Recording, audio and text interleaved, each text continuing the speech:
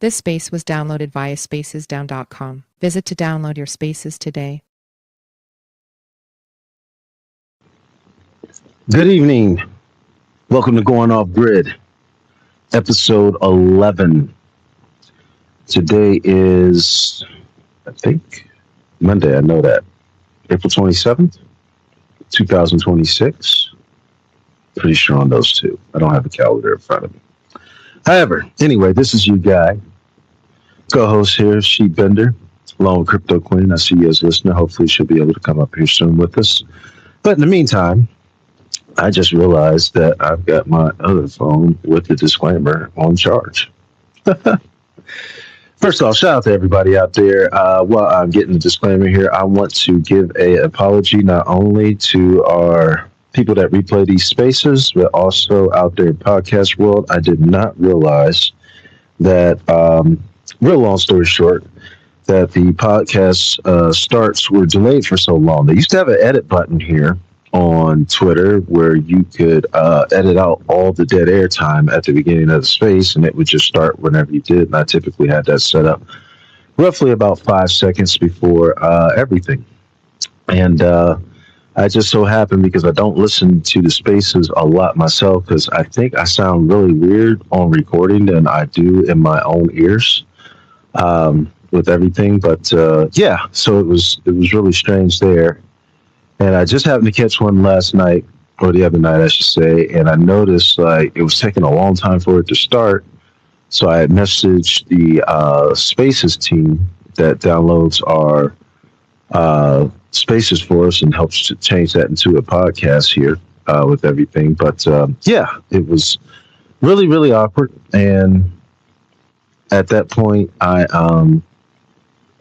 just felt like, I should.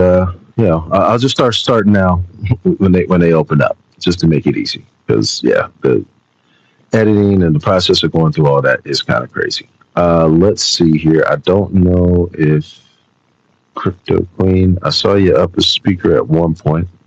Shout out to Zach. Shout out to Sylvester. Shout out to Pulse Switch.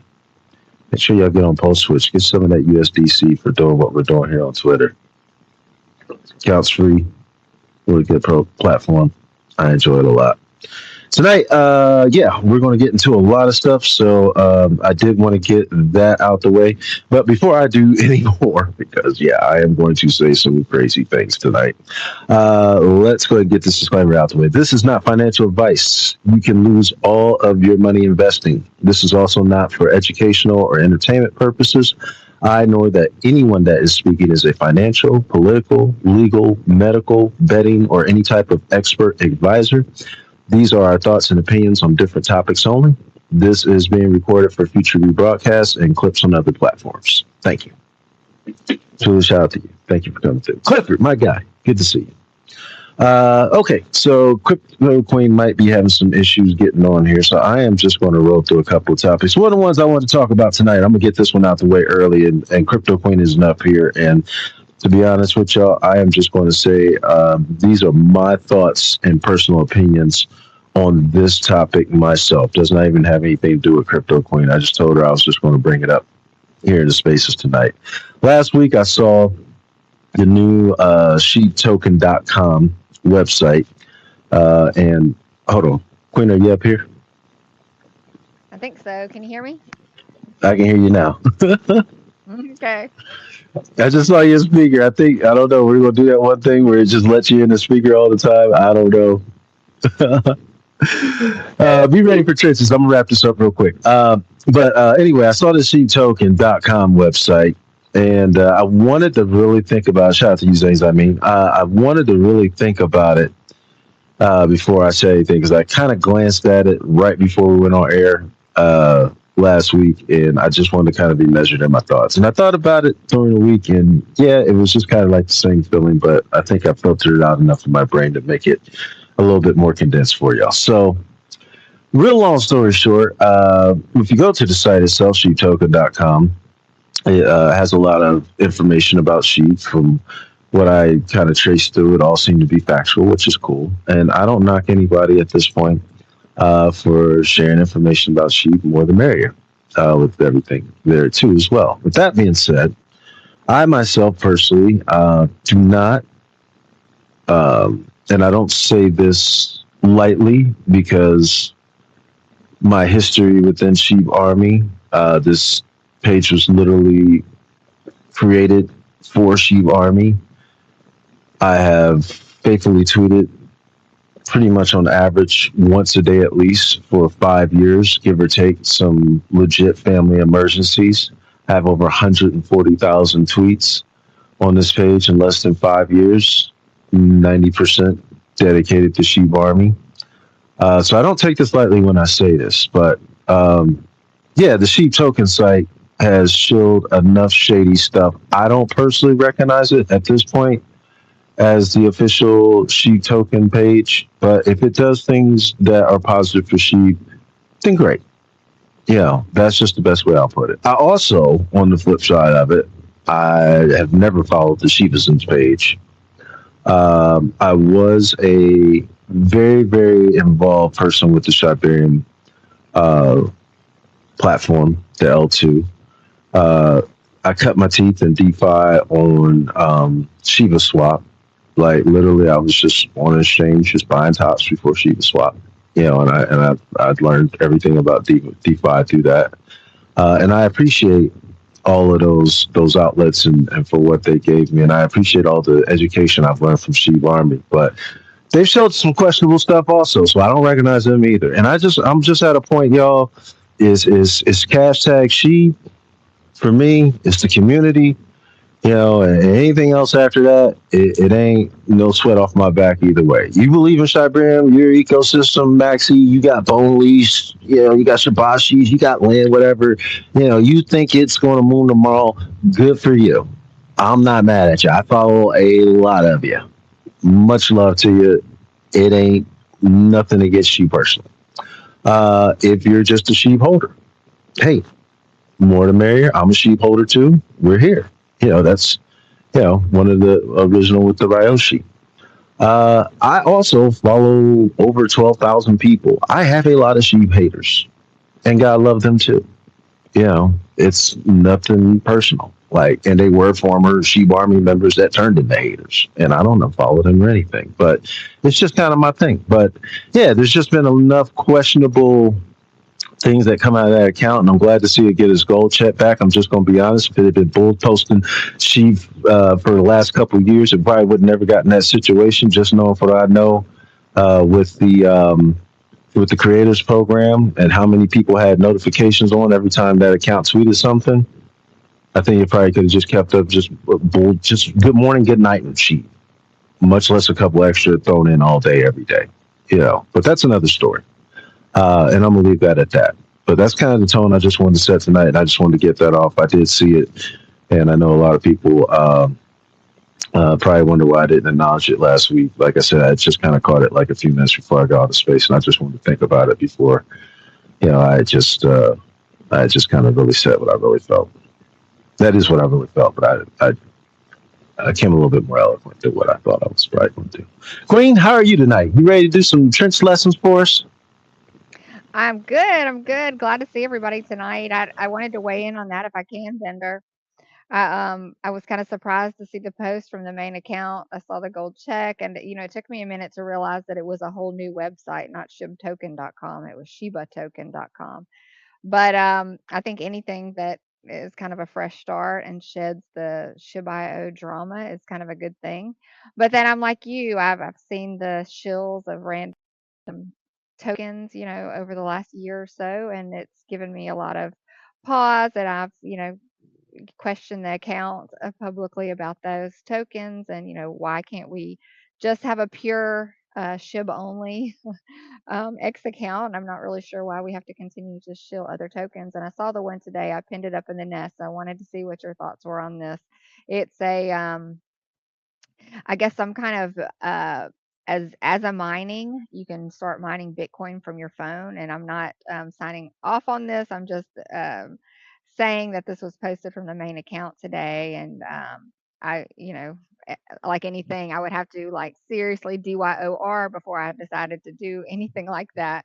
But I wondered what your thoughts were. I saw that it was in the process of potentially being community noted as a um, not a true Bitcoin mining site. So, what are your thoughts? And have you seen anything on that?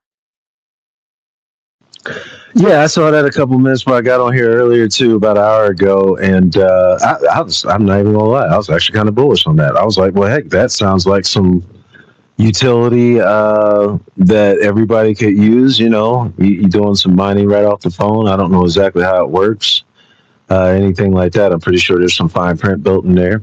I'm pretty sure they didn't end up with a pay partnership for no reason. I'm pretty sure funds are designed to be recouped. But if it's, I would rather see them talking about something mining Bitcoin than just random projects that are gone in a week.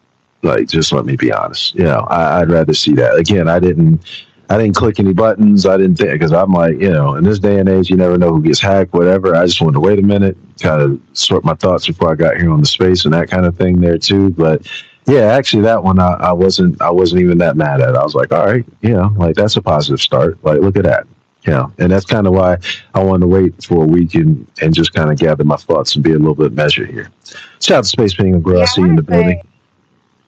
Hey, I just wanted to say I asked Brock about it real quick, and just the initial take is that yes, it's potentially a scam. Red flags everywhere, low trust scores, security warnings, grid and soft flags that is suspicious.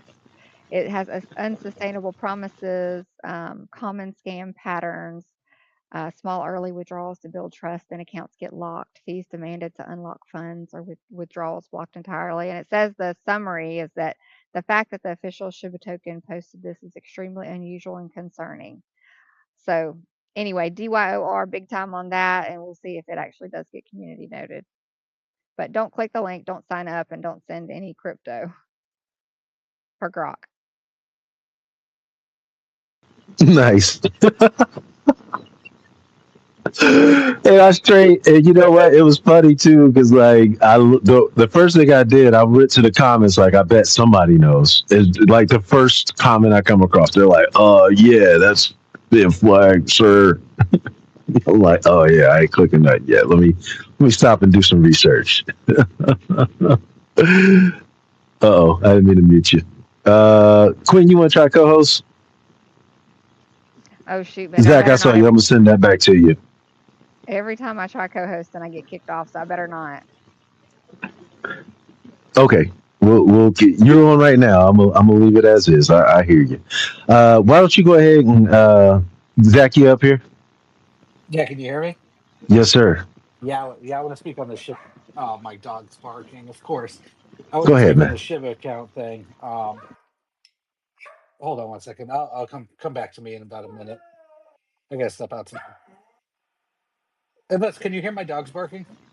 We can, but we're dog friendly here, man. Queen's got usually a whole petting zoo in the background. Usually, man, it's not a big deal, but yeah, like so, literally. So the whole Shiba account thing, right? I think everyone's gonna look at it more of a business account now.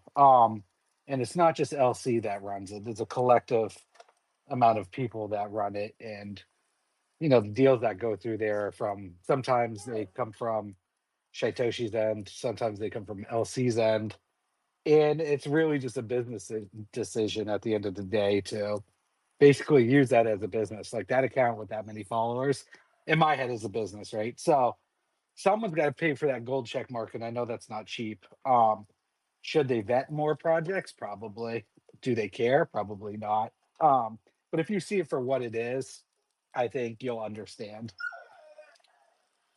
Then, in a nutshell, my dog's barking. I'm sorry, but Yeah, that's just to kind of where I'm answer No, you're that, good, man. Zach. I think with the blue checks, the replies, the reach, the volume of each tweet that tweet was doing, probably when the creator network or program, I should say, came out. Again, I think they could have bullet posted she two to 5 times a day and made a killing. Like, I don't know what it's like. I know the business check mark that they got with the affiliate badges. I don't know exactly how that does on the payouts, but I know the regular gold one that's like $2,000. But like the one they had, I don't know. It was probably about 10, 15,000 a month, just based on what I've seen. I looked into them in terms of the book because I was like, all right, maybe I can just buy my way into Reach. I was like, no, I'm not spending that much. I'm not giving Elon that much, and then he still shadow banned me. But or possibly I should say, allegedly, Elon, if you're listening, love you. Hope you win that case against ChatGTP. That I do hope for real. But yeah, but I just thought like for as much as the dinking and dunking you did here and there, and then the silence of that account for so long throughout that year or two when it first got the gold check, didn't tweet a lot, in my opinion, not enough to justify what they were paying, probably, in my humble opinion. In regards to that, I just think if they had been going that route, they would have and kept it she like it would be I think it would be just like a monster account right now. It'd probably be over 5, 6, 7 million right now. I Just agree. I my don't think humble they opinion. needed to until they ran out of money. Yeah. And now you can see the aftermath of these projects. But Yep. No worries. Again, I didn't want to make it a whole night about that or anything, but I just wanted to come a little bit more measured than just my first initial reaction when I first saw it. Like, what? no, I love the conversation. Yeah. Queen, I'm sorry. I know I see you with your hand up. Go ahead with your thoughts, please.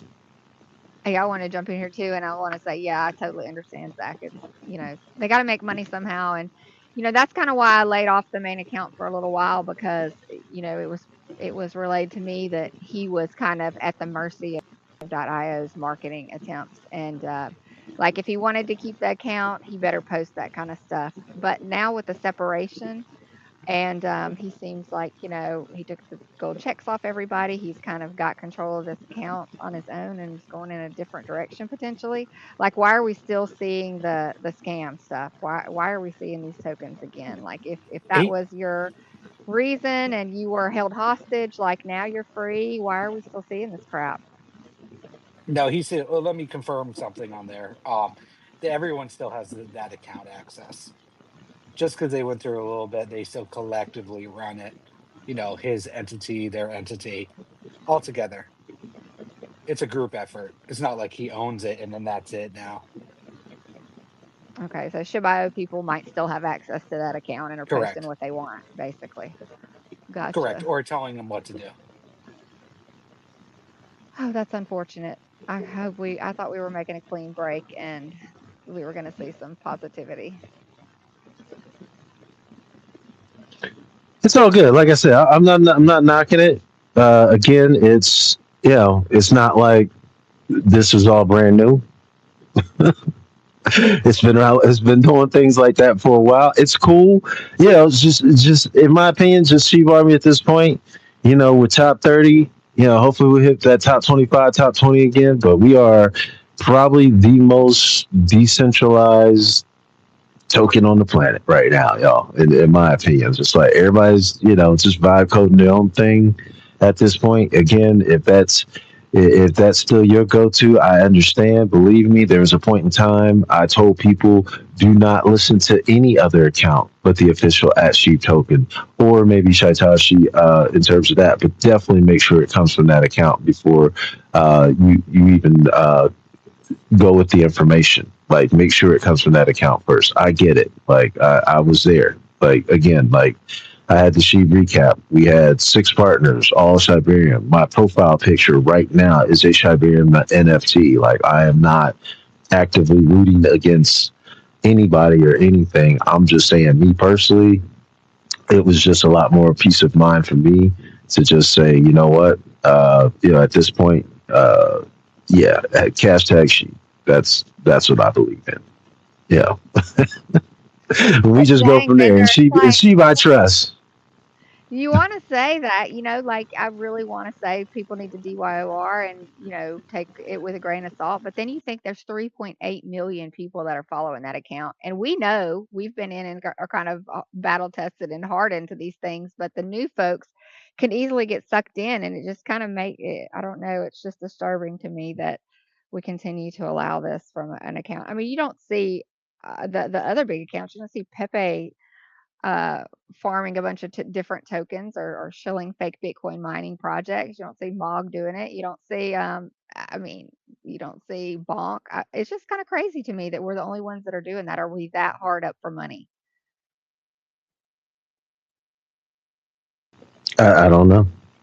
I'm not behind the scenes. I don't really see the books. I got no insider connections. I'm keeping it real with y'all. Lucy blocked me a long time ago. It's all good. Like I got virtually no ties to anybody, anything to do with that. Like I'm good. Like I nobody has yet been able to stop me from putting Sheev in my profile picture, tweeting Sheev every day.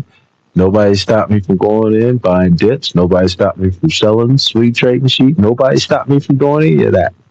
So at this point, I'm here for y'all. Y'all the community. If they're part of the community, great. Sometimes all family don't get along. I don't get along with all my family in real life. It's nothing personal. Yeah.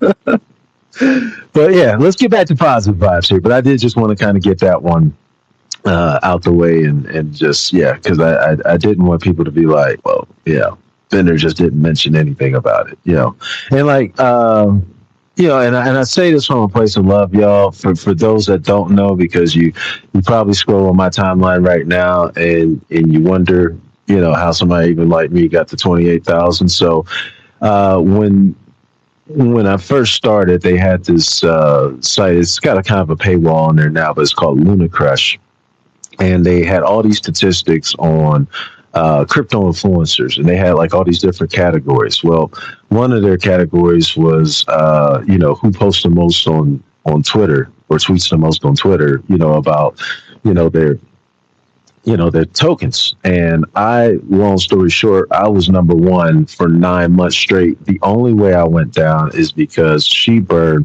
finally went automated and was tweeting 24 hours a day. I was still in the top three because there was like 2 or 3 other accounts that were doing automated seed tweets too as well. I was still in the top three. I was in the top probably 10, 15 most of the time that site was up. And I was probably the only account on there that was under like 50, 100,000 followers. So when I tell y'all, and I was legit. Y'all can go up there and look at my profile now. Less than 5 years, 140,000 tweets. Do the math on how much that is a day. A lot of it's retweets, replies, yeah, sure, but again, that's just how much I'm active. I'm not sitting here tooting my horn or anything like that. I'm just trying to give y'all an idea. Like, I'm probably about as deep as it gets. With somebody that wasn't here from only 2021 and not even 2020. And yeah, I don't. I'm not happy about saying the things I'm saying. I wish I could tell people to go to Sheet Token. I wish I could tell them, the site's legit, but I just don't know what they might tweet. I'm just being straight up. So like I just rather not. I'm not gonna go out and actively down it. I'm just not gonna talk about it. Like that's just me. Like I'll just continue with the hashtag. I know if I continue with the hashtag I'm all right. Not financial advice, but that's what I can tell y'all. Go check that out. Do your own research. Okay, Queen, you wanna get into some trench lessons? Yeah, let's do it. All right, So, go all ahead and get right, us kicked off kind here. of kind of a good topic of conversation. Actually, it's pretty on spot on with what we're talking about right now. But this lesson was on, and this is a series that I do on, or I did last year on X, called Lessons from the Trenches. Just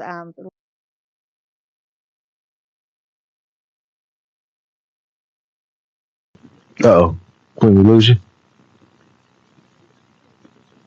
hey, sorry, I don't know where it cut off, but the series I was just kind of covering what the Lessons from the Trenches series was, but it's posts that I did on X last year and some this year, talking about just lessons that I've learned over the course of my crypto journey that's been 5 years now, almost six. Hopefully to spare.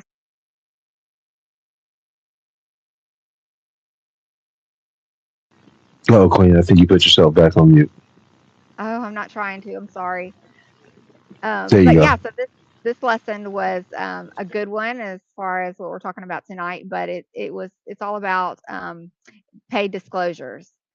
And so, I recently gotten some clarification from X on what needs to be disclosed, although really it was there the whole time. We just didn't really pay attention to it. But now that, you're up against your account getting suspended if you don't do paid disclosures, this is really imperative that you do disclose if you're working for a company, especially for crypto. I think that's where they're really kind of honing in on some of the scams and stuff that are going on. But everyone's a KOL these days. I think we've seen so many people turn KOL on the space. Whether it's pumping your own bags or working as an ambassador, following some simple rules can ensure you don't end up wearing stripes. Thought that was a good way to put it. Um, and basically vet your projects, avoid the hype, study the white papers, the teams, and the tokenomics. Are the devs docs?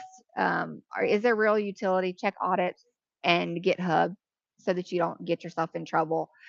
Disclose, making sure if you're paid or holding tokens, be transparent with that. Use sponsored, maybe the hashtag, or I hold this token, or I'm being paid by this project, however you choose to disclose it, just make sure you do disclose it.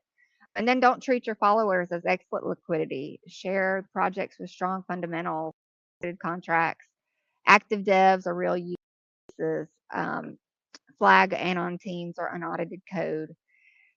And don't say, this is guaranteed to go to the moon. You're definitely going to make money here. Just share, what the project is all about, and don't make any promises or, promises of financial gain.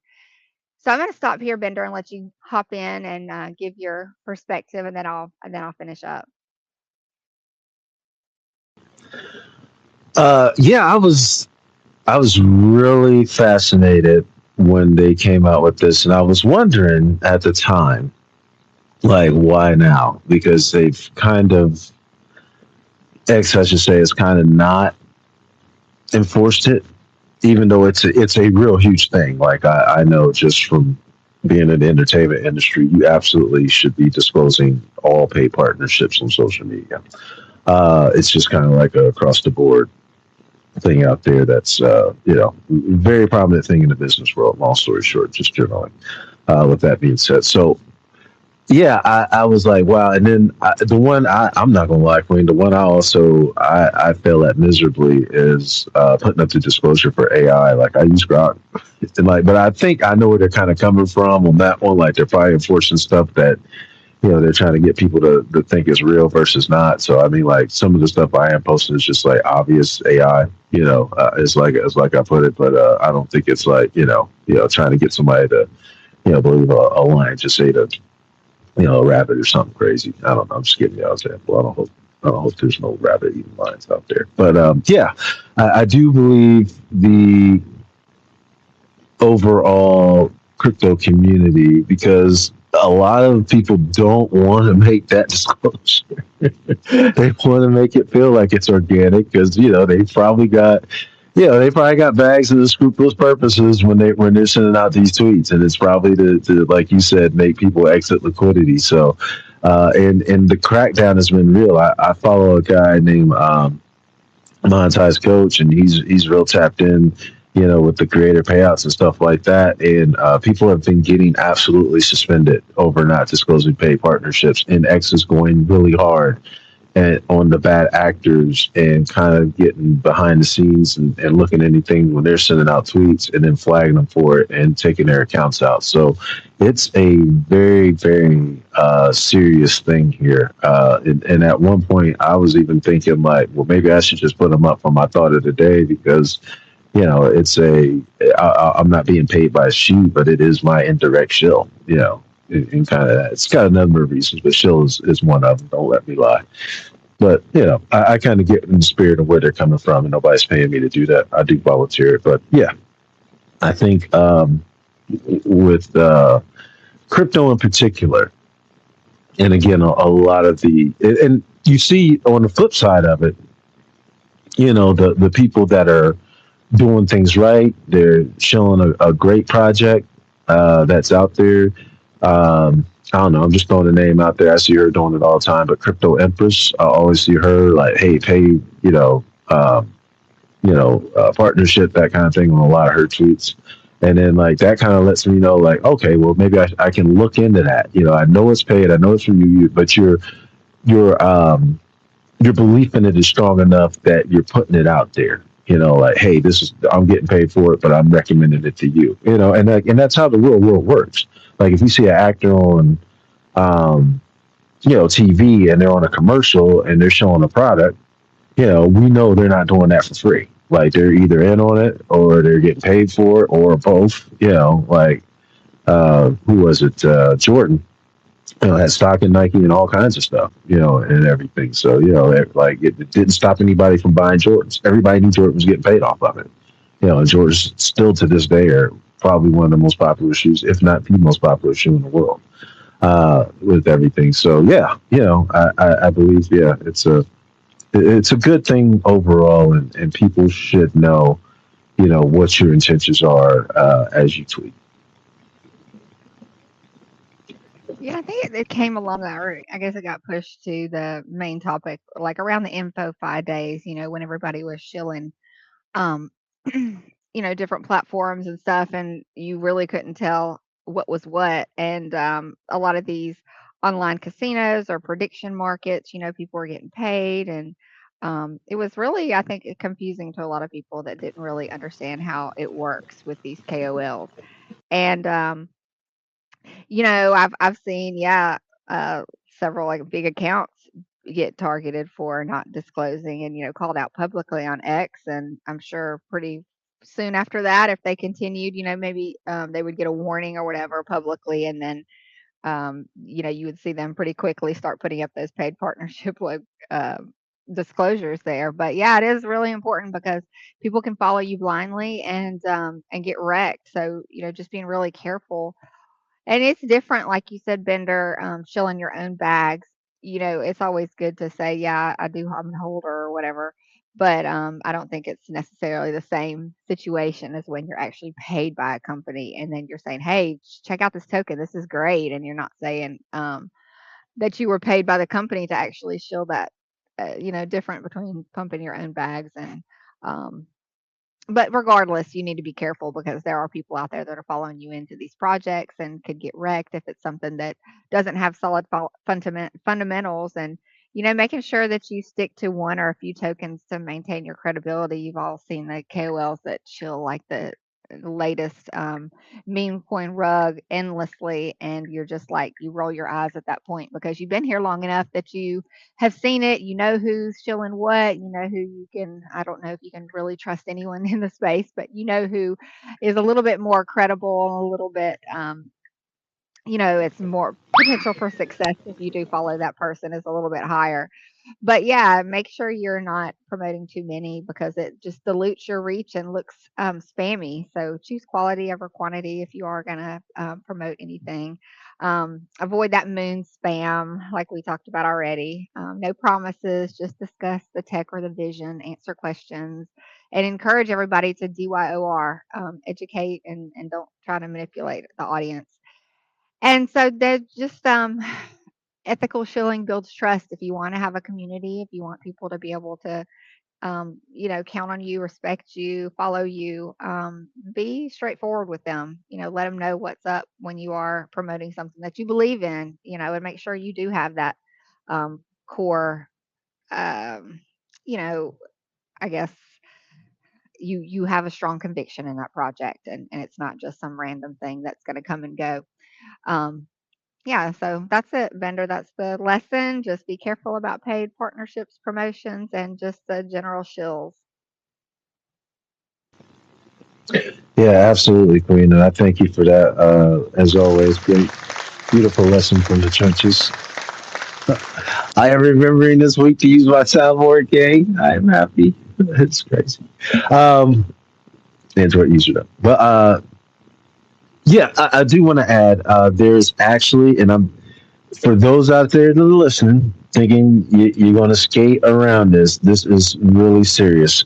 There is an actual page where you can report people that are not disclosing their paid partnerships. And I'm pretty sure if there are some haters out there and you're doing that and you're not disclosing it, that is going to be one of the many avenues that they can use against you. So just kind of keep that in mind. Like, yeah, I'm pretty sure people are actively snitching on each other about not disclosing paid partnerships. Also, I do follow a lot of the Solana trenchers, some of the major ones. They do show quite a bit of different projects, even to this day, with everything. I don't know what they're. I don't know. They could just be having a bag. I don't know, and just be showing it. Yeah, I don't know if they're the dab or what, but I don't see a lot of paid partnerships on there too. So I don't want to speculate because I know they show a lot of stuff, and a lot of stuff they are just kind of like, hey, I got a bag, I got in early, kind of thing. I'm going to let you know now. That doesn't necessarily mean it's a paid partnership, but it's probably like, yeah, I'm letting you know after I bought mine. Type of situation. It is what it is in crypto with that one. So just generally be on the lookout. If you see people just tweeting stuff you don't see them normally tweeting about, just assume red flag, and then figure it out backwards from there. Like that's what I've just started doing with AI. Just when it comes to the videos now, I'm just like assume it's AI and then just work backwards. Oh, it's real. Like color shocked. Anytime I see something crazy now, I just assume it's AI first and prove me wrong. Like I'm guilty before proven innocent when it comes to this kind of things. So and that's a real good lesson. Thank you so much. Anything else you want to add on to that?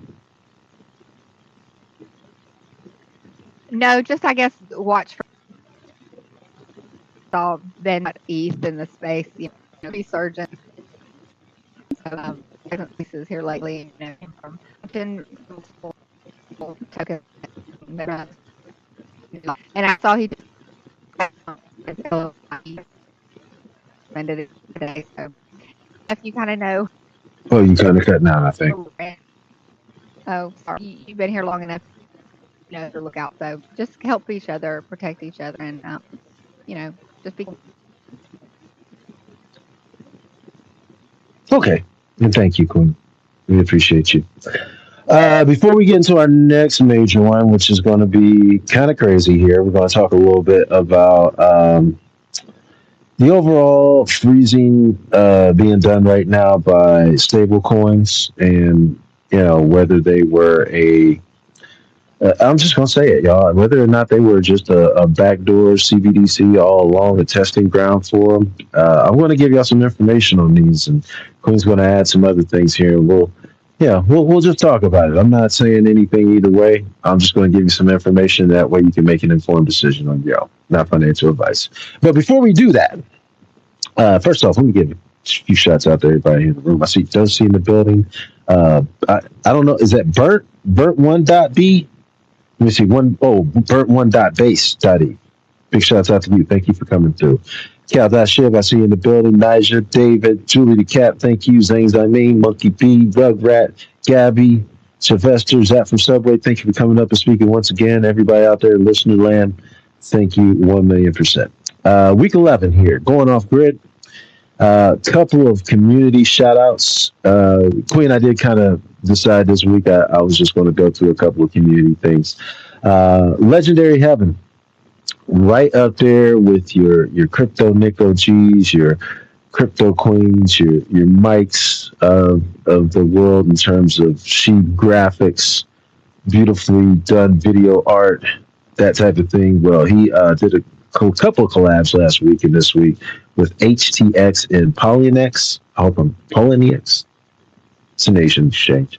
But I just want to shout him out because he is an awesome sheet graphics designer, and Queen's laughing, y'all, but don't. If I wish I had my old phone, I've got about 20 of her things I used to use every day. I just stole it from her. I used to tell her too. I'll come to her comments and be like, I'm stealing this. Sorry. Like literally, like I'm still in it. Thanks. But just wanted to give them a shout out.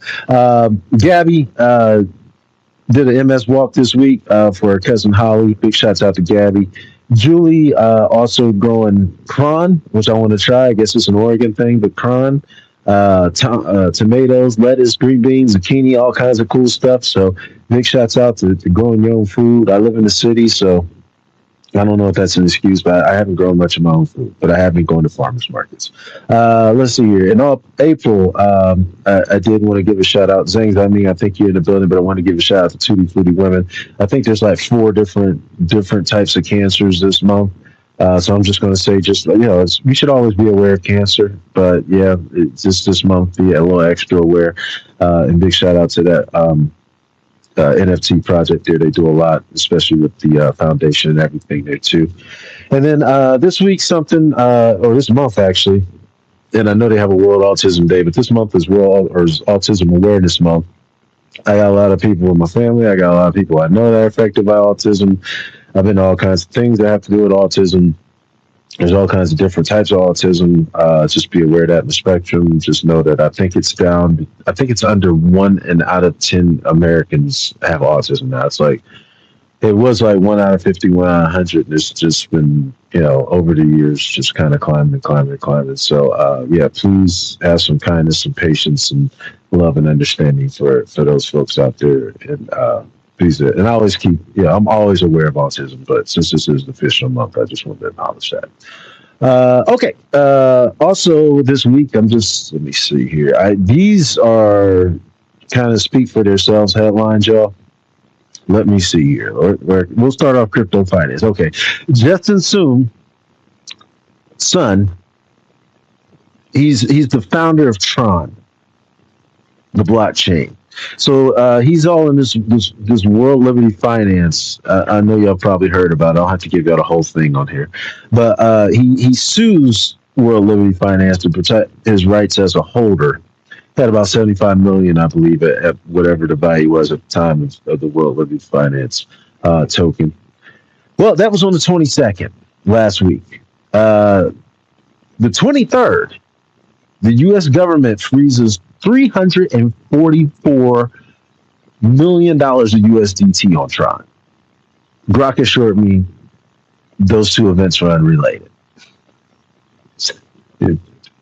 Probably for Space's purposes, that was probably a good thing for me to note that. But I'm just going to, again, the 22nd, soon sues World Living Finance, which is, run by people in the government, family.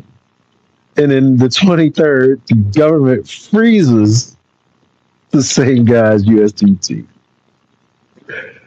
Yeah. Not financial advice. Speaking of freeze, Tether froze $2.1 billion in U.S. assets, $4.1 billion in government overall. DoorDash now pays in stablecoins through their Stripe Tempo blockchain. OpenSea is launching perps, so you can get FTs, do a little perp trade on OpenSea now. Everybody's doing perps. When prediction market on OpenSea? That's what I want to know. When can I bet Crypto Nick is coming out with the NFT project so I can bet on that one early? Never mind. I shouldn't say that. I shouldn't even joke about that. When crime season? Stop. Top 10 Bitcoin holders. Queen, I'm just going to go through it right now. We got it up here in the Jumbotron. Let me see here. Number one, Satoshi. Number 2, Coinbase. Number 3, Strategy. Number 4, BlackRock. Number 5, Binance. The U.S. government coming in at number 6. Shout out to the Gov. Fidelity. I'm going to give y'all some interesting things about Fidelity here in a moment. They're at number 7. China.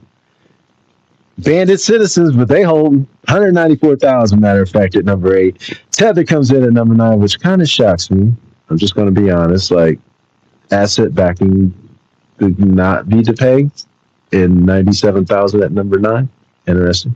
And then the UK government coming in at number 10 at 61,000. I do find it interesting also that Germany, I can't remember exactly where they were at on that list before they sold all their Bitcoin, but I'm pretty sure they might have been up there right now. The UK was at 61, Queen. I'm just saying.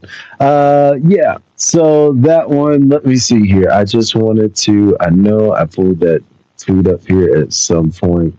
Just some quick, interesting things. I think we all know about the stories of DeFi here with these, but I did want to kind of go into some of the new kids on the block here. And BlackRock in particular has only been on the has launched their I should say spot ETF IBIT launched on January 11th, 2024.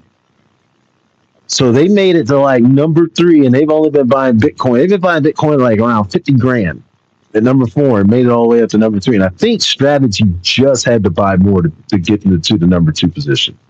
Or to get over them. I can't remember exactly what it was. Whatever it was, they just flipped.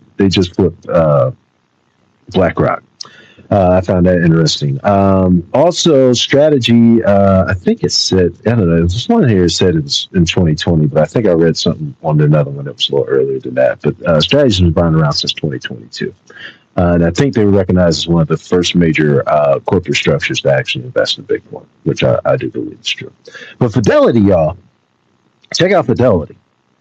Fidelity started researching Bitcoin and blockchain in 2014, began mining Bitcoin internally, and tested custody solutions by 2016. In October of 2018, it launched Fidelity Digital Assets for institutional custody and trading execution of Bitcoin and later Ethereum. Custody services went live in March 2019. And then in spot Bitcoin ETFs, Fidelity Wise Origin Bitcoin Fund launched in January 2024, with the trust beginning to purchase Bitcoin around then for the ETF flows. But they've been kind of mining and in and out the game basically since 2014, which I found pretty cool. That Fidelity there. That's actually one of probably my go-to in terms of TradFi. Don't let me lie about it. So another good reason for it. Made me feel warm in my heart for them. And I had to spit that out there. But I just found it interesting that some of the traditional finance ones, Queen had been kind of in there from the beginning, and the new ones on the block like BlackRock had come in pretty daggone strong and got in with only basically a couple of years with that one too. I found that really cool. Let me see here. What else do we have? Oh, Russia has got a bill to regulate, classify crypto as a property and able to trade. I definitely shorthanded that one, y'all, but not financial advice. Do your own research. Russia's talking about crypto again, which is a great thing. Let's see here. Oh, this is kind of crazy. U.S. government, an admiral was speaking, I believe, to the Senate. I'll say Congress was speaking. How about that? Was speaking. So the U.S. government runs a Bitcoin node. Now, they don't mind the Bitcoin. However, quote unquote, they monitor and protect the Bitcoin network. I kind of wish it was the opposite. I wish they were mining and putting something in the Bitcoin teaching thing, but whatever. And I wish they weren't monitored. Like, the military's monitoring Bitcoin network with a node. I'm just saying. Like, just watching all the flow. Yeah. Just keep that in mind. I'm going to stop there. Okay. Queen, tell us about tell us about Thorchan and crazy stuff. What's going on with that? It's all kinds of drama. It's a crypto sleuth against the folks that think they're truly decentralized. But so this came to light with the Kelp DAO hack, and they hacked this DAO protocol, and it caused a lot of upstream effects or downstream, however you look at it, with Aave, with a lot of people that were doing lending protocols now potentially being liquidated. And so, in the process of this, this was, I guess, North Korea hackers were responsible for it. Um, a lot of the funds were able to be frozen through USDT, but at the same time, a lot of them also, I think it like the total hack was like $280 million. Was laundered through Thorchain. And so, the hackers are giving Thorchain a hard time because, calling them the hacker highway and all that kind of stuff. And that, they're making funds, they're making fees off these hackers laundering their funds through their protocol. And basically, they have the founder on there pretty much telling people, hey, come check out our chain, you'll earn fees. It's kind of a little bit distasteful, I guess, what he's doing in light of what's going on. But they, from what Thorchain is saying, they're totally decentralized, they're neutral. The chain runs automatically. There's no way to back up any of the transactions. Even if they wanted to, they couldn't. And so, but at the same time, Litecoin, and I don't pretend to be a dev, so I can't tell you, exactly what happened, but Litecoin was paused for about 13 blocks here about 2 days ago, because of a DDoS attack on some inactive nodes. And so basically Thorchain was able to back up the transactions and, straighten out the situation. And over about $500, they were able to, I guess, disrupt their automatically running protocol. And so the hackers are giving them a hard time, like, okay, how can you do this over $500 worth of lost fees when you can't you can't protect user funds to the tune of $280 million that the North Koreans were able to steal from users. So it's just kind of interesting, and it just raises the conversation about what is truly decentralized. If you can roll back transactions, if you could move and freeze funds, are you truly decentralized? Because in the case of Kelp DAO, when this happened, I guess there was a panel of about I think like 9 governance members who were able to, they said the ethical thing to do was to freeze the transactions. And so 9 of these, I guess it was 12 maybe, on the Security Council were needed to sign off on this, and they did freeze it. And I think everybody, or the majority of crypto Twitter, came to their defense and said, hey, that was the right thing to do. Now, whether you can say that the chain is truly decentralized now that this was able to happen, that's another conversation. But just kind of raised the topic, and I thought it was some interesting talk going back and forth on what makes a chain truly decentralized, and what responsibility do we have to protect the users over protecting the hackers. So yeah, I wanted to hear your take on that, Bender, and I hope I explained it well. Yeah, you did, and thank you so much too.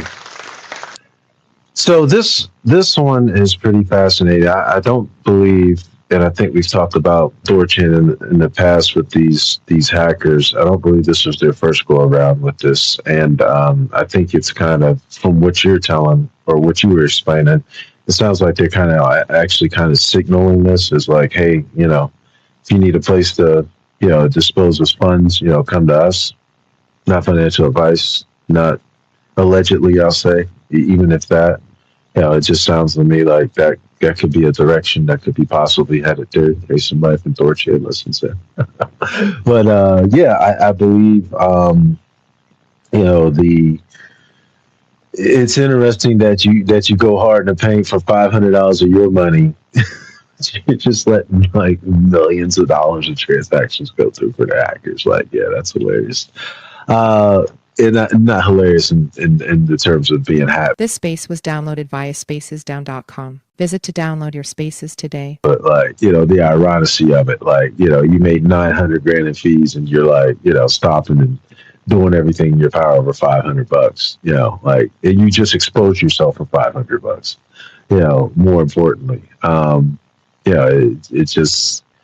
Yeah, that's an interesting one. That $500 probably cost you a good couple of 6 figures, some high 6 figures in terms of exposure, and in light of this, and us talking about that here on a Monday night on the Spaces too, with everything there. So yeah, great job there. And I just feel though, the overall exposure of what can and what cannot be frozen at this point is really interesting. And we're just going to see moving forward what this means for DeFi, just in a general sense too as well, with everything. I also before I do that though, I'm sorry, did you want to add anything back with that?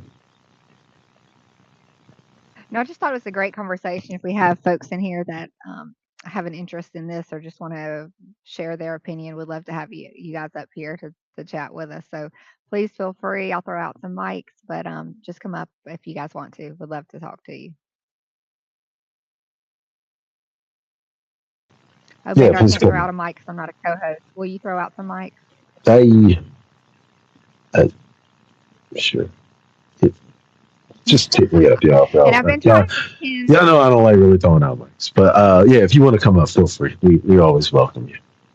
Go ahead, Franklin.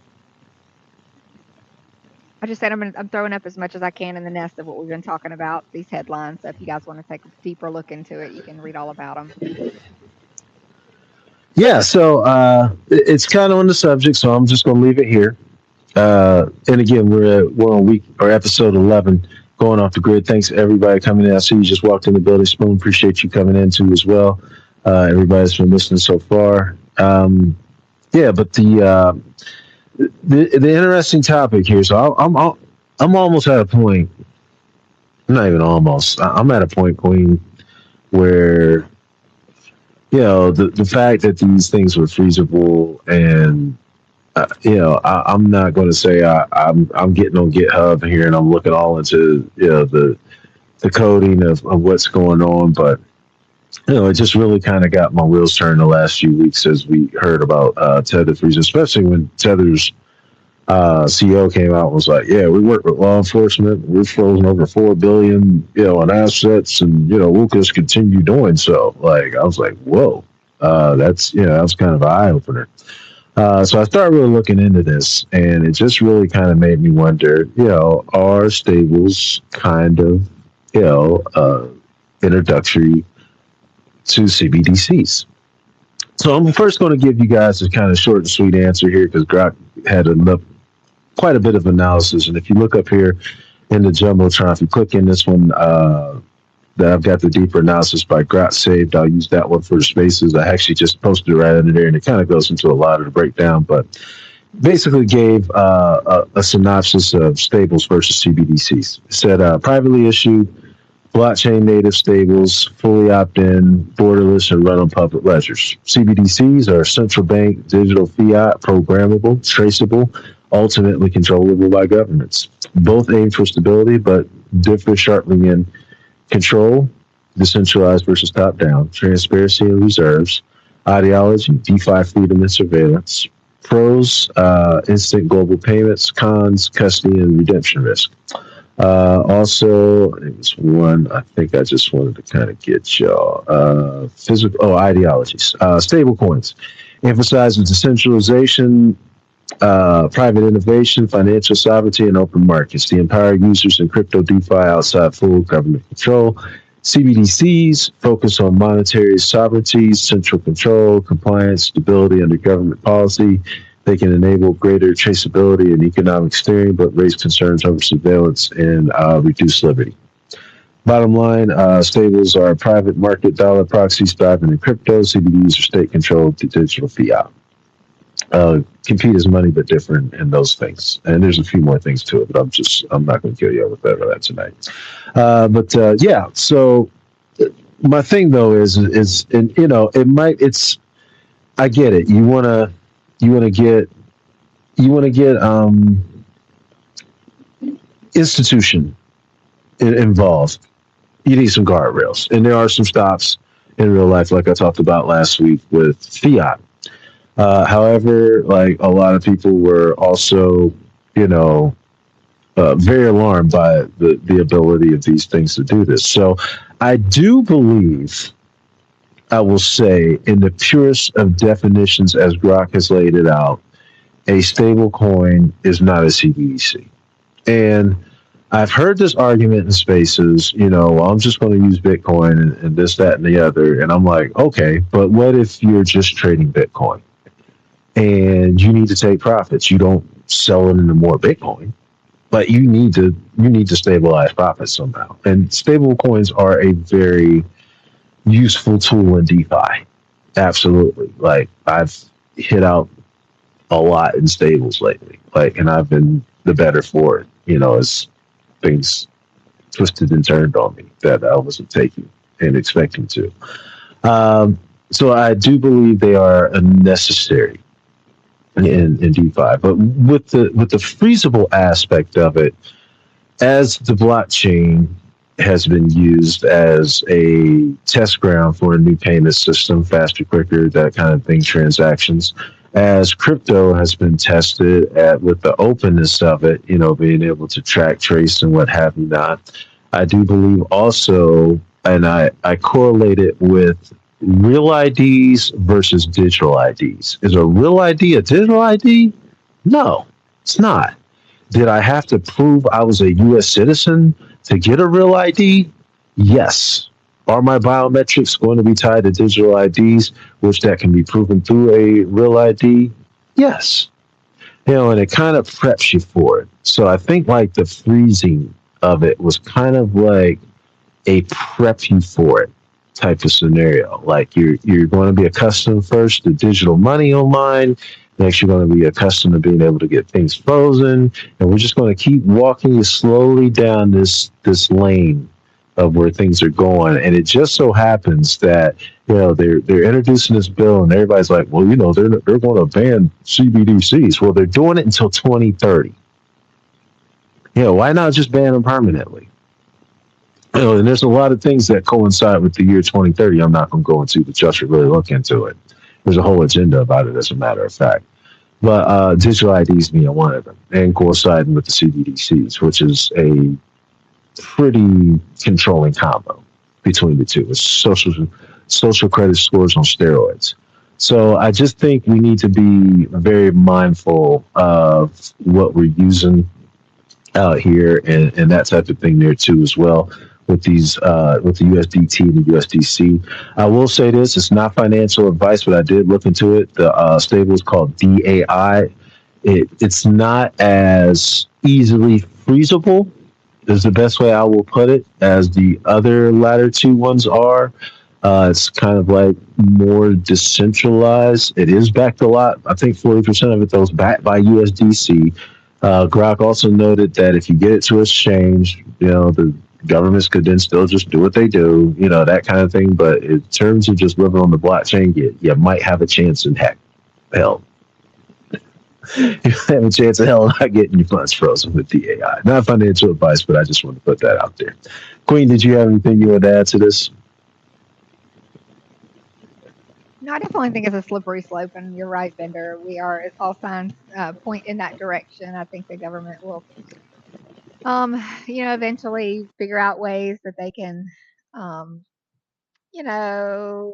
guide the citizens in the direction that they want. I guess that's the easy way to say it. But I do, I do want to speak to the freezing aspects of it, because I mean there are truly very few chains that are truly running automatically, neutrally, and unfreezable, and what you could consider truly decentralized. Even Bitcoin has a proposal right now, to be able to basically redirect some of the funds to protect against quantum computing. So, if that were to succeed, is that truly decentralized if that can be done?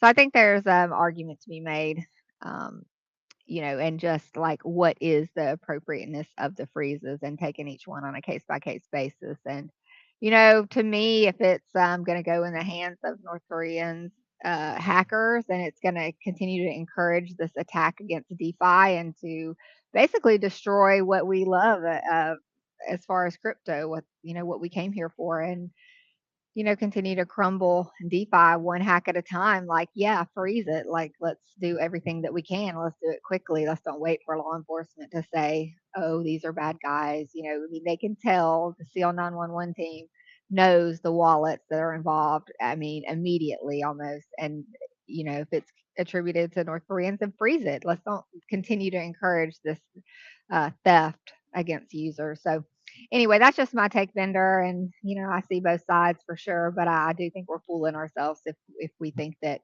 the majority of the chains that we're using are truly decentralized. Thank you, Queen. You make some great points there, and I'll just add this. And Calvin J, get ready here. I didn't forget about you. I saw you with your hand up, and thank you for coming up. But I'm just going to add this here too. I think if it was like North Korea being froze, that kind of thing, the obvious hacks, that kind of stuff. Yeah, I probably wouldn't even bat an eye at it. Like, hey, this is what the institutions are looking for, that kind of thing. My earlier example of the 22nd, somebody sues the 23rd, the U.S. government takes action against that blockchain at a 2 to 344 million. It just goes 0 to 100 real quick. Yeah, and just that now you can see the best way I'll put it. You can see where there could be a potential abuse of said uh, opportunities and things that are in front of you to take place. Like it's just some very odd timing. I'll just put it like that. Calvin J, we thank you for coming up, man. What's your thoughts here? What's going on, y'all? I'm actually interested in everything that's been going on with that whole Kelp DAO hack because it was talk about just dominoes falling. Because they say like, oh, it's a attack on infrastructure, it's arbitrage to the max. Ultimately, the biggest thing I think that we can take from all of this is that while they are having, well, we're all experiencing this on the chain, but while they're having these issues and they're like, DeFi United, it's good to have these conversations about the programmable freezing. I remember the days like PYUSD was coming out and the sleuths of the chain in our community was saying, hey, they got a freeze function in the contract. So does a lot of our favorite common base assets. And regardless of anyone's ambitions, whatever they want to build or utilize, even assets aside, like, yeah, your USDT could be frozen. Tether is transparent on them working with law enforcement. But it was even interesting to see the Arbitrum network and their security council, like beyond the asset, the entire network can say, like, look, we're working together and we're going to stop this. But then it's also decentralization, centralization, and the middle, which is consensus, because technically, like, separate entities do have to come together and validate a chain. Even if we could just consider Ethereum, majorities of these exchanges validate Ethereum, and technically they are competitors, from the Kraken to the Binance to the Coinbase to Lido. They don't work together. But if something was to happen to where a decision has to be made on Ethereum, they may have to come to consensus. I took note of this when Mr. Lightspeed spoke a few weeks ago, and that does bring a valid point. In decentralization, we will come to some type of voting mechanism, and if you're a holder or a participant of a project, we might not know who you are. Your holdings may present you a certain amount of voting power, but ultimately, your anonymity is still somewhat intact, and you can participate in the results of whatever it is we're voting on. And ultimately, we may not all work together or be in agreement, but ultimately the vote that comes to the highest quantity would win, and that decision will be made. I don't like the freezing at all. We can step up to have more ownership in these networks that we favor, step up to be on someone's council, or just be retail traders. It's up to us to pick and choose what role we want to play. We can be on the sideline or we can participate in our governance. And the governance aside, like, we can just literally just, hop in a Discord, a Telegram at the dev or the developer's assistant or the AI agent or just the team. Um, The KOLs and things, I don't know, because even outside of crypto, you see these things all the time. Someone is always probably going to do a commercial, but it's good to have the paid partnership disclosures. As far as every single opportunity, you may want to second guess every single opportunity that you see as like, oh, this is a new thing.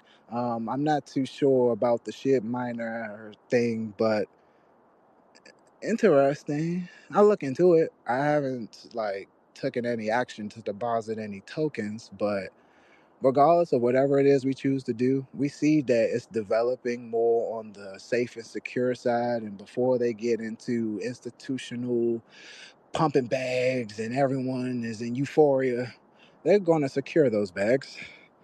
So this is something for all of us to think about. The freezing and the halting, it's not even just in this situation. It has been available and is a possibility this entire time, to the point even Bitcoin maxis are saying, keep, we don't need another fork. And we may not have to have that, but who knows? That's really my only input to say, shout out to you all for having the space, having the conversation, and I'll be listening in. Appreciate you. Thank you, Calvin Hey, don't J, and we appreciate you Calvin, I also as want. well. I'm sorry, Quinn, I'm pushing buttons. Go ahead. Oh no, no worries. While Calvin Day was here, I just wanted to get his take on something. He brought up DeFi United, and that's I guess the collective that's coming forward to donate money to the um, Kelp DAO hack.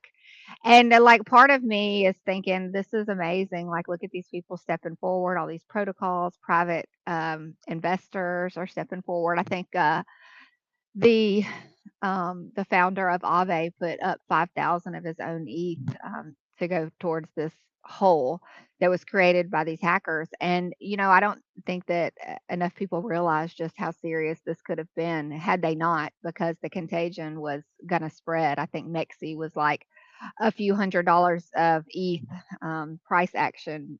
Uh, they were going to be completely liquidated, and that was going to take down other lenders, and it was just going to be a huge cascade that could have really brought down the price of ETH, especially ETH, but our whole all of crypto.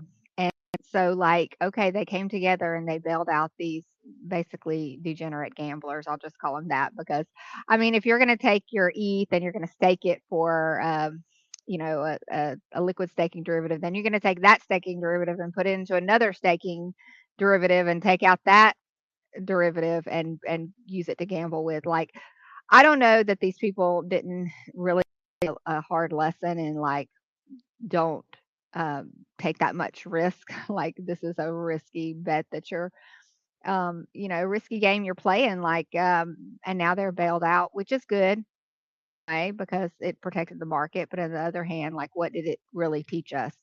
So I wanted to get your take on this whole DeFi United. Was it a good idea, or did it harm the space? Calvin J. Well, Jen, I'm gonna be frank and like not sugarcoat it. Uh, to the previous point of the ETH validators, like majority of them are exchanges, and technically these exchanges are competitors.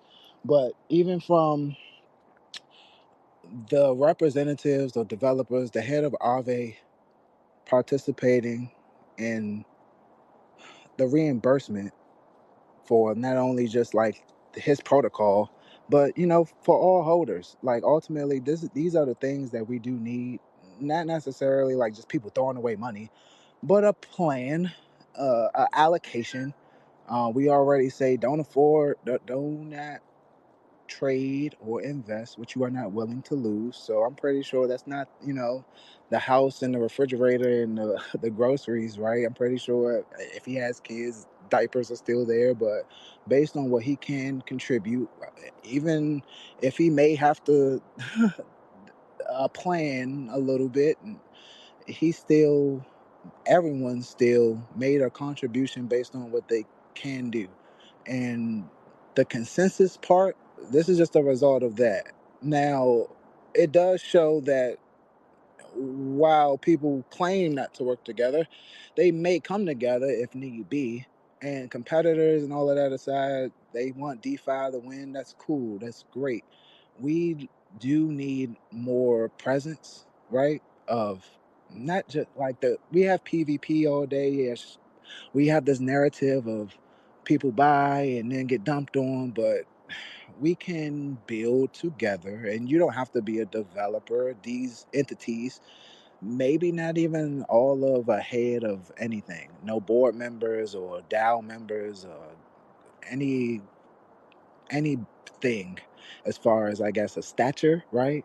But the fact that everyone came together is really the most simplistic thing that I can say. Now, if is it a narrative? Maybe, because I mean, now we have Aave on Solana. I don't think that this would be like a marketing scheme, but if you consider teamwork as far as decentralization being the narrative rather than decentralization is every man for themselves, man, woman, and child. We don't know you. There's no help. No one's coming to save you. We can help each other. And at the end of the day, Aave, Layer Zero, all being affected by this, them still, like, they're not shut down, right?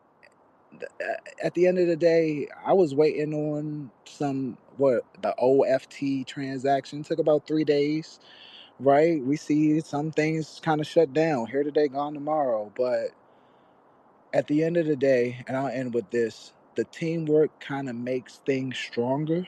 And you talk about battle testing systems. Okay, cool. We can go with that.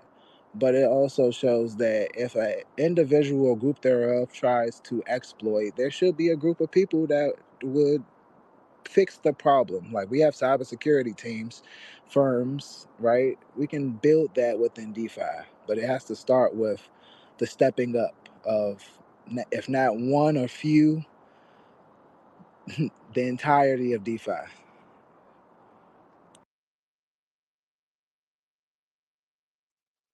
Yeah, I guess it just goes, you're right, Calvin, and I guess it just kind of speaks to how much we either need to cut our risk, that you know, we're sacrificing, or I guess we're playing in these risky DeFi protocols.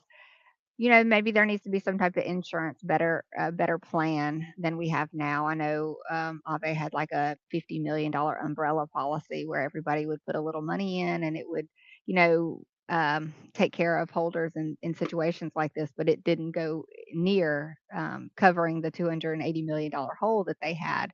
So they had some type of insurance plan, but it wasn't enough. And like, I know, like even Kelp DAO and Layer Zero haven't put up any funds towards this DeFi United when they were the two that were, closest to the scene of the crime. And so, yeah, I don't know what can be done in terms of insurance. And maybe I'm a little salty from the Celsius hack, and that, we were promised it was safe as a bank. Here's some modest interest rates for staking your assets, and we got wrecked, and no one came to our rescue.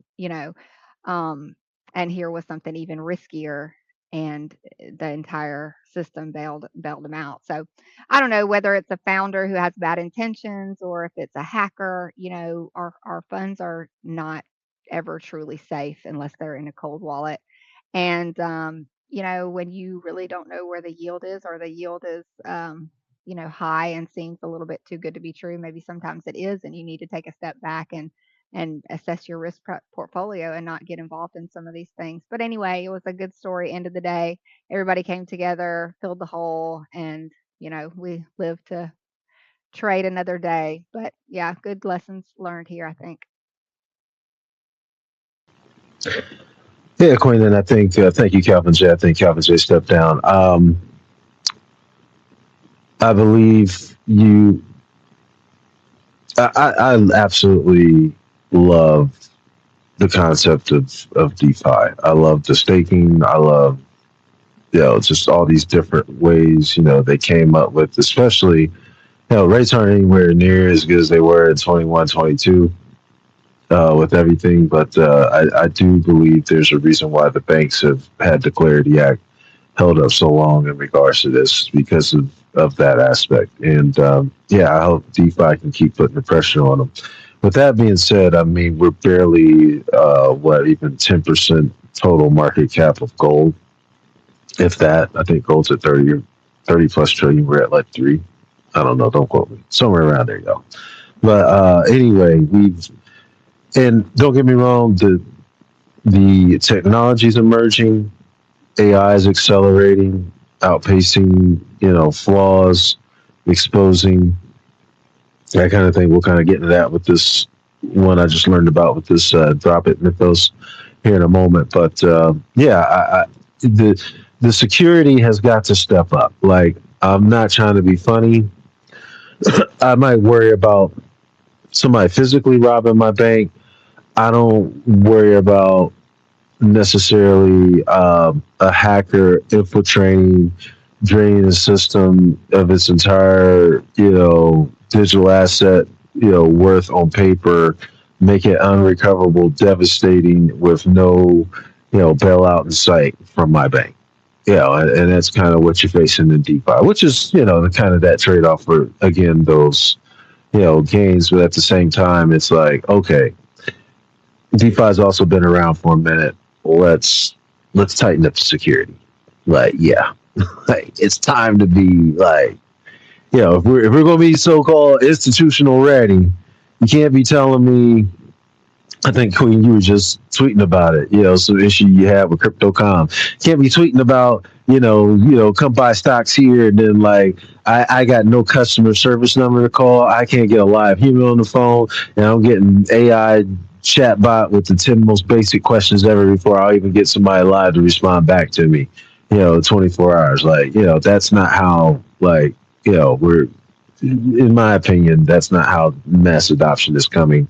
When you keep telling me that, when stocks are here and this, that, and the other, and now it just seems to me like it's a transaction fee grab versus like, are you really DeFiing?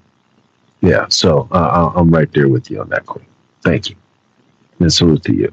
You're doing a great job, as always. And Bender, one other thing we're talking along the same conversation. I love your applause. Here we are arguing with the banks about yield. Who's the better of yield, or who should be able to participate in this, and we can't even keep our user. Oh, Quinn, I think we're losing you. I don't know. Can you hear me? I can hear you now. Oh, I was just saying, what a terrible time to have this happen in the middle of these negotiations over yield and who should be the custodians of it. So we got to tighten up our ship for sure. It's good, and I mean, as AI continues to develop, we're just going to see more of these hacks, and if we don't buy the ship, we're just going to go down. Yeah, I'm not even trying to be funny. I'll even step it up from a regular bank, which their yields, like CDs, might be about their best product. But even if you go to a trading app like your Fidelities, your Edward Jones, whatever, the world, that kind of thing. I mean, you just, no one's thinking about these kind of things happening to them like you would be in DeFi. Like, nobody's just thinking about, you putting something on. Hey, I'll even go as far as let's get in the mix here. How about Robinhood? Like, are you really thinking about that with Robinhood? You might think it might coincidentally go down, when coin flying up or coin flying down, and they might have done it, but you're not thinking like, Robinhood's going to get hacked, totally drained, and you just not going to get funds recovered. Like just nothing. Like community's got to come together and bail out Robinhood. That kind of thing. Like, like DeFi's we got to get our security together, y'all. I'm just going to say that. Hey, Lamansha, thank you for coming in. And everybody that's been hanging in here with us. Okay. Kind of down here on the last portion of this, Queen. I'm just going to kind of run through the rest of these headlines here because some of this stuff's kind of crazy. And thank you for that thought process here on everything today, too, as well. Beautiful. And gave me some different perspective, too. I think if freezes were done in the right way, and there wasn't a potential to weaponize them like we've seen potentially things like that happen, I think I would be a little bit more because they should be able to, do something about, somebody hacking and stealing their funds off their exchange too, in my opinion. I don't see a problem with it. But then then you see what happens. But yeah, Amazon. They're going to invest $25 billion in Claude Anthropic developers. Trump also has a deal with Claude and AI and Anthropic almost there too as well. I think we've heard about the defense issues that they've had. We've talked about over the last couple of weeks. Queen dropped this one on us, and she's dropped a lot of them on us, but this one also in particular, Anthropic Mythos, like I was just telling you, has been accessed by unauthorized users. If you don't know about this, basically it's an upgraded format AI that they're not releasing to the public yet. It's just been kind of used on the back end with the governments and that kind of thing. It's the kind of one, from what I gathered from Grok, that you would use to figure out these vulnerabilities and all these hacks that we're seeing. That's how good Mythos is. So just kind of keep that in mind. And unauthorized users might have had access to that. Yeah. Also, speaking of Anthropic, Claude, the desktop mode installs spyware. So, yeah. Allegedly, I'll say, because I can't remember what article I have. I have it in here somewhere, but it's kind of crazy. And there's a bunch of people announcing this too. Also, speaking of AI here topics, Facebook lays off 8,000 employees, freezes hiring on another 6,000, spends, I'll just say, conservatively over $100 billion in AI, and then tells their remaining workforce that AI is going to watch their mouse move, their clicks. It's going to take screenshots of everything on their computer. It didn't come right out and say you're training your replacement, but yeah, that's interesting that they've given their AI access to that, and their employees did not have a say so. It was just like, that's going to happen. So 80,000 or whatever, 72,000 roughly worldwide, going through that. Spam the emojis if you got a family member on Facebook that still tells you about drama on Facebook. Like, just doing an official poll here. I've been on Facebook in years, but I still hear about drama on Facebook. It's hilarious. I'm sorry, I had to throw that in there. Also, Microsoft, Facebook's wild. Microsoft is going to, I think they kind of gently laid off their workforce at about 8.7 thousand. They offered them, don't quote me, I think they offered them settlements or something of that nature. It was kind of gentler and kindly for what it read.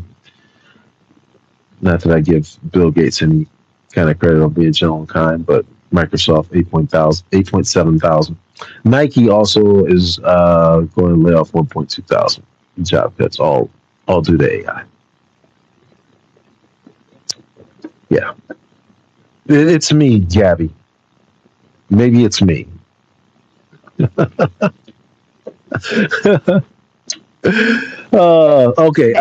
What else we got here? Do we have Right. do we have AI Boomer with us tonight, or AI Doomer? Which one is showing up? I'm always AI Boomer. Don't call me Doomer. Doomer's bad. We're gonna put the alert. We're gonna put the alert on Doomer. Let's keep it Boomer. Boomer might, yeah. Boomer kind of keeps it perspective. Doomer, I can't say I'm a Doomer because I'll sit here and tell you 80 things about AI and cutting off jobs and everything, and then you'll just look at me a tweet later with a Grok video. Like, yeah, so yeah, I can't. Like, I've done research, like I'm posting up stuff, all of the screenshots from Grok. Like, yeah. But yo, that was serious. That article about training the AI to replace your job. Like, that was a little spooky when I read it. Wow, is this really happening? And people don't have a choice. Like, if they want to work there, they train the AI, and the AI is learning how to be a better version of the employee, basically. I literally work beside an AI agent that does exactly what I do. Only except it takes over all, and we need it. Don't let me lie. I'm not even gonna lie. But it takes over all of our texting. Like it eliminated texting back people, which is a huge part of communication. But in sales, when you're dealing with thousands of people inquiring, asking questions, and things like that, and you got a small unit and that kind of thing there too. Yeah, you don't. Yeah, speed and response is omni-important, and yeah, I'm but I know for a fact when I read the notes, the AI agent is getting better at closing, and it's probably because of me. But yeah, that's crazy. Let's see here. Oh, you know what? This week, y'all, it was kind of crazy. We're gonna go through a little bit of this, but this weekend, I did want to bring this up. Just just because it's a historic moment here. The president of the United States had assassination attempt on him over the weekend at the White House Correspondents' Dinner, I believe. And I looked this up, and Trump has had the most assassination attempts out of any president at 3, but also has had 4 pretty serious, you could almost say assassination attempts, but we'll call them security breaches overall too as well. So I found that pretty crazy that this third attempt officially put him at number 1. And for just like there was one, I believe it was in Montana, like somebody stole some construction equipment, tried to hit his motorcade. Like he's had some crazy, I got to go back and find it. I think I've still got the one pulled up, but yeah, like some of these scenarios he's been in has been kind of crazy. Not financial advice or anything, government or otherwise, but I just thought that was, I was thinking like as many attempts as he had on him, I was wondering where he was at, historically, and just so happens this third one put him at number 1. Howard Lutnick's 3 sons. This is kind of crazy. This is crazy, actually. So Howard Lutnick's sons buys all the tariffs from these corporations at 25 cents on the dollar, right? So they take it to Supreme Court, should even corporations be getting money for these tariffs? The Supreme Court rules yes, they do. So all of a sudden now, Lutnick's sons get 3 to 5 times the tariff payments back that we, the consumer, paid, not the corporations. So the consumers paid the tariffs. The tariffs would have got ruled that they can get paid back by the corporations who didn't pay anything. They just passed it along to consumers. And then the middleman steps in and buys. Yeah. But you know what? They're going to refund us for all of everything that we paid. Refund us, vendor. Don't worry about it. Well, that was the question. Like, why wouldn't that money go back to refunding consumers who made into the payments versus the corporations to begin with? But then not only, and I'm just giving this example, not only did Target win the case, but then you sold yours for 25 cents on the dollar, and now the government's just going to pay back blindly at full, tariff price, and somebody just stepped in and just collected that. So you're not even getting it back to the corporations who won the case. Like it's just going, like your tax dollars are just going to Lutnick's sons, basically. Not financial advice, but yeah.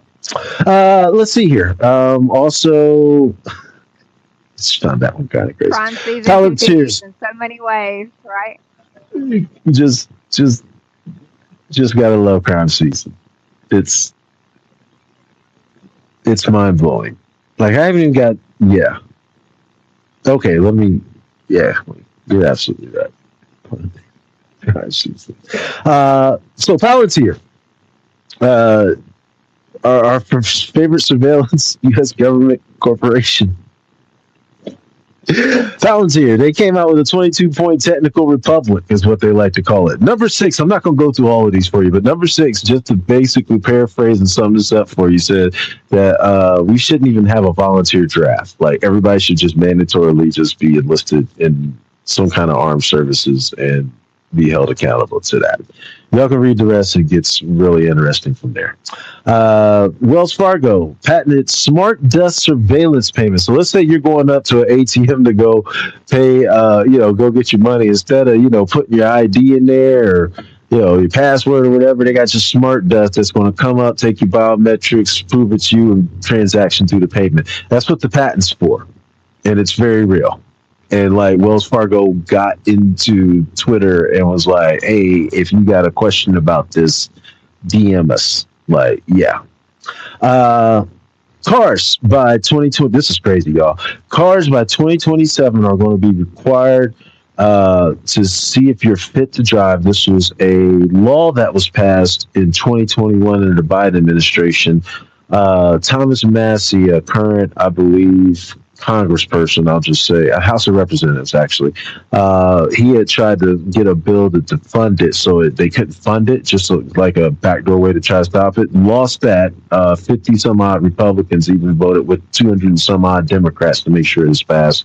Why any of our Congress people are doing this is beyond me. But anyway, the surveillance is kind of crazy. They're going to use AI and everything. Ford actually came out with a bunch of patents that took it a step up. They're going to have things that scan your biometrics and everything, run you through a criminal database. Like, this is your truck you bought, for example, and like it's just running, a whole background on you before you take it out apart. And then like the cars themselves can just kind of determine, if you're fit to drive, if that kind of thing too as well. So we'll just see how that progresses. I didn't check to see if like it was going through the Senate or anything yet, but it's so far it's passed the House.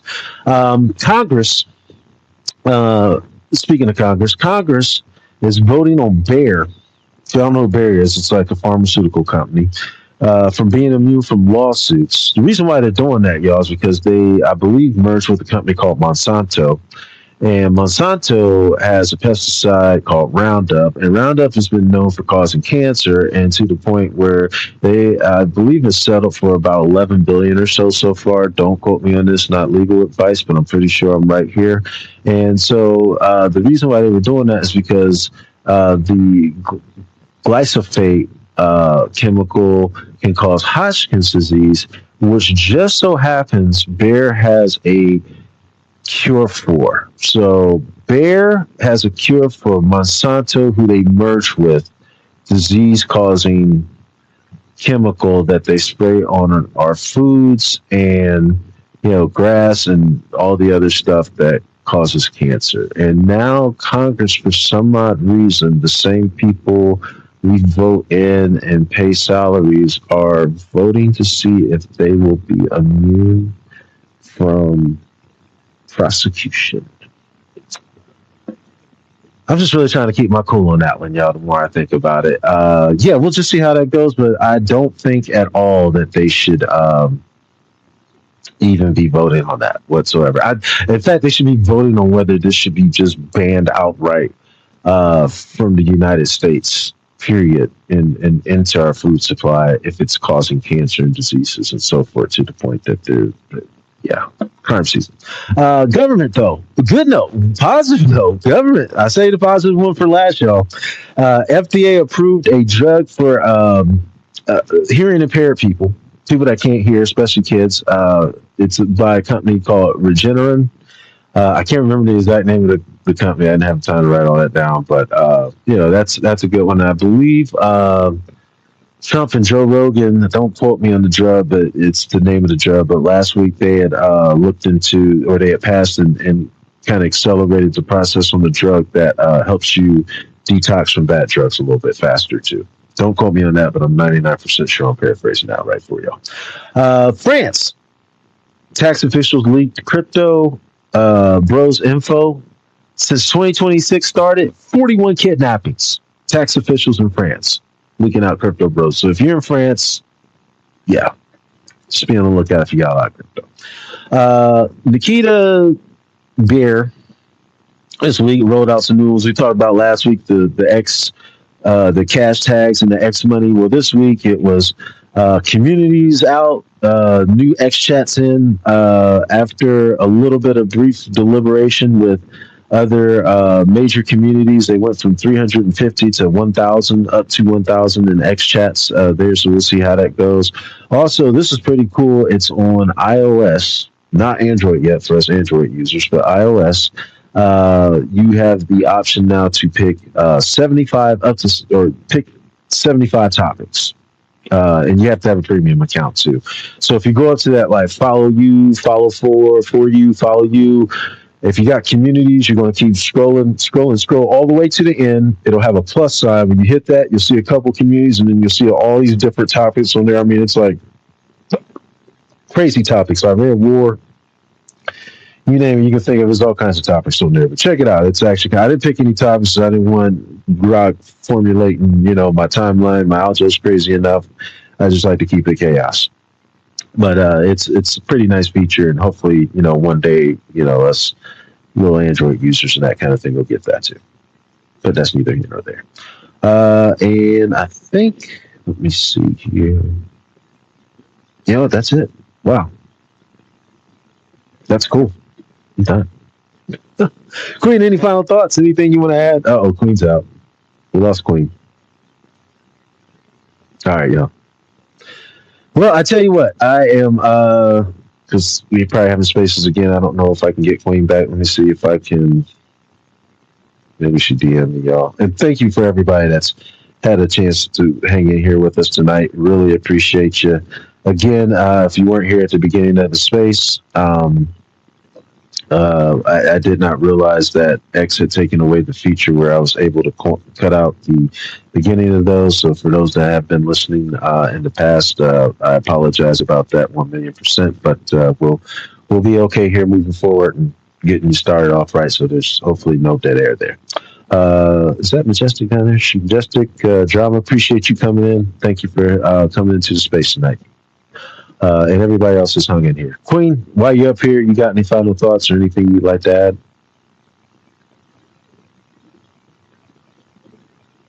Queen, if you're there. Might be not. Might be on mute. Oh, I see you on mute. I see you back. Can you talk? Uh-oh. We're back to listener again. Okay, she might be out. Yeah, so this week, I got you. No problem. Well, this week, though, we appreciate you. Before I forget, Queen, you back? Can you hear me? We can hear you now. Okay. Go ahead. I just wanted to talk more because everybody on Twitter is talking about how Nikita Bear killed crypto Twitter. So if you guys want to have that conversation, it's been pretty entertaining here lately. Well, I didn't want to hold you up too much tonight. Let's save that one for next week. Let's see what Nikita rolls out next week. But I would love to make that a main topic and just see where things are at. I got some screenshots here that actually might be interesting with that one there too as well. So yeah, we are in there in terms of that one. Majestic, man, we appreciate you coming up here. If you got any thoughts for us, feel free, sir. I thought we were talking about Nikita. I was talking to him by DM, which is funny. Nikita Beer. What was he talking about? I mean, he messaged me asking me about the algorithm, what I wasn't happy about.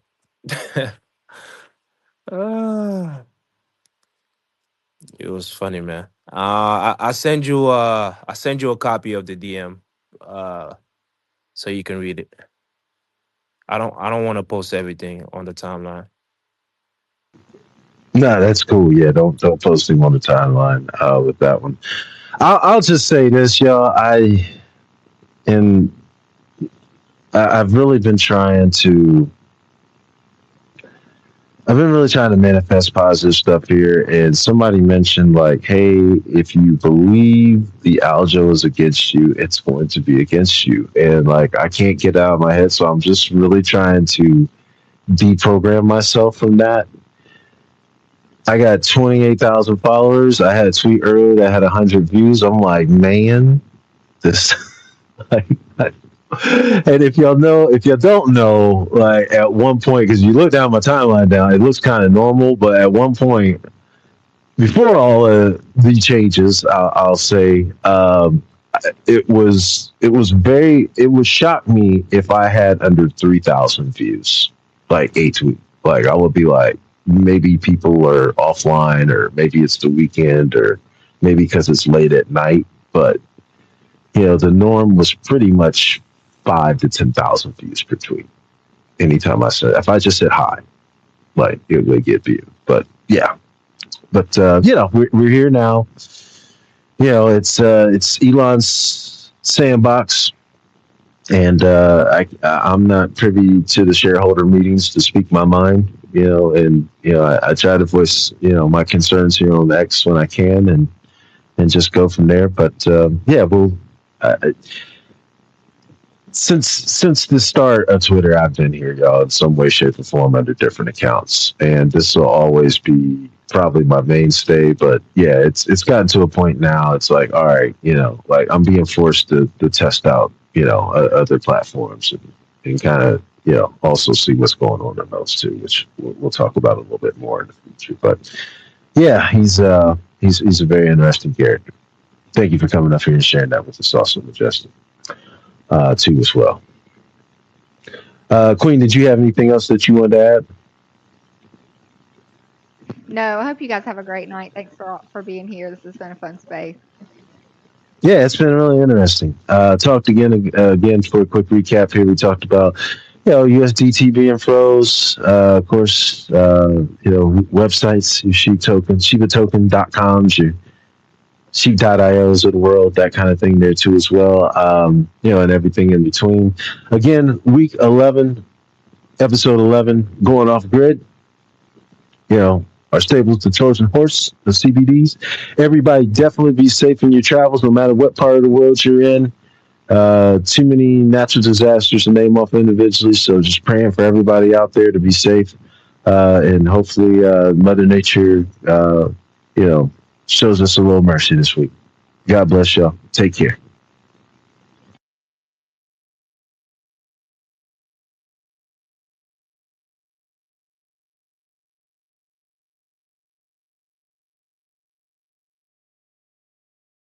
This space was downloaded via spacesdown.com. Visit to download your spaces today.